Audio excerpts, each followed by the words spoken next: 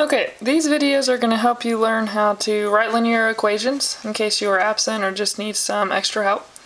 Whenever you have a question that gives you 2 points, you're going to first of all find the slope.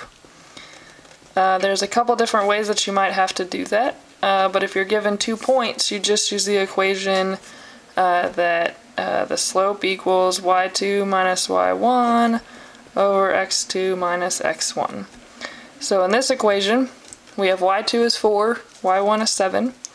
So we're going to say 4 minus 7 divided by negative 10 minus 5. Okay? That means that this equals negative 3 over negative 15. If it reduces, you need to reduce it. And since we can divide both of those by 3, it's going to be 1/5. 1/5, and since it's a negative divided by a negative, we get 1/5. So we have found the slope. The second step is to substitute it into point slope form, and I'm writing the equation again, and then you just pick a point.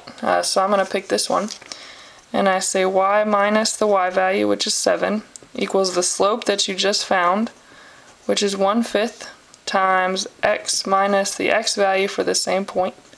So that's going to be x minus 5.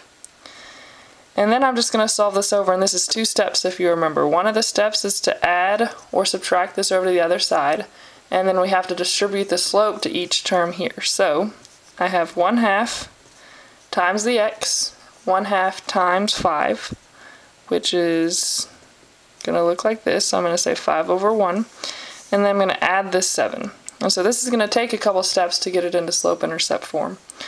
So I have y equals, this should have been 1/2 x, so 1/2 times x. And I have 1/2 x, 1 times 5 is 5, over 2 times 1 is 2, so I multiplied fractions. And then I'm going to add this to 7, okay, but if you notice I have a 2 in the denominator, so this is going to have to be the same denominator. We need common denominators, so I have 7 times 2 is 14, over 1 times 2 is 2. So my final answer is going to be y equals 1/2 x, and then negative 5 plus 14 is a positive 9/2. That's going to be my answer for this equation.